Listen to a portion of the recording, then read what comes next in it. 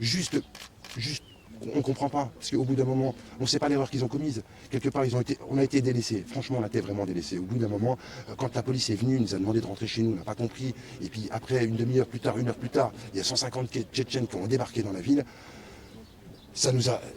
Et au bout de 24 heures, quand on a demandé, les grands ont fait leur travail, les acteurs de quartier ont fait leur travail, la mairie a fait son travail en disant « Attendez, vous inquiétez pas, la République est là, la police va arriver ». Au bout de 24 heures, 48 heures, c'est vrai, le temps d'organisation, c'est vrai, on peut comprendre ça. Mais par contre, qu'on nous reproche à nous, quelques éléments de population, avoir mal agi, entre guillemets, pour s'être défendus, ça reste quand même, ça passe pas, quoi. Ça reste incompréhensible de notre part. Quand bien même on vous les explique, quand bien même il y en a qui ont été licenciés pour image de marque de la société, pour etc., pour avoir été condamnés, pour avoir...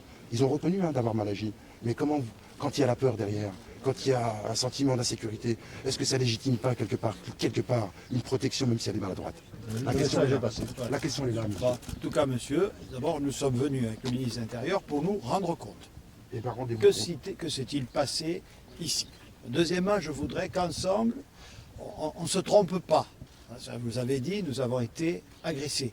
Il y a des gens qui ont commis des violences. Vous savez qui c'est, d'accord? Les coupables, les vrais coupables, ceux qui sont à l'origine de ces violences, on sait qui c'est.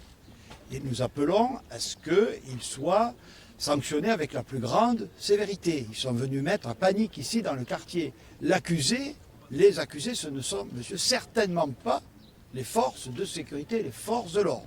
Je suis venu voir, elles ont fait leur travail. Et toutes celles et ceux qui ont concouru à ces désordres doivent être punis. Bon.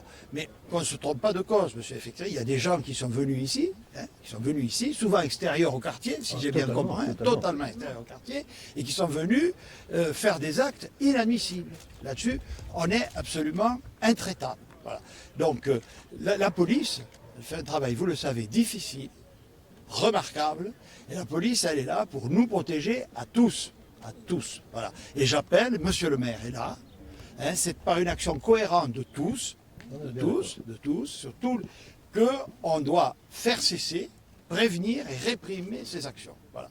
Et donc, moi, je suis aussi venu ici, à tous, apporter avec le ministre un message d'apaisement. Voilà. Respectons-nous les uns les autres. C'est le fondement de la société républicaine. Mais je l'espère, et c'est aussi... je suis venu ici apporter à la fois un message extrêmement clair, et il y a des comportements qui ne sont pas tolérables dans la République, à Dijon, monsieur le maire, ou ailleurs.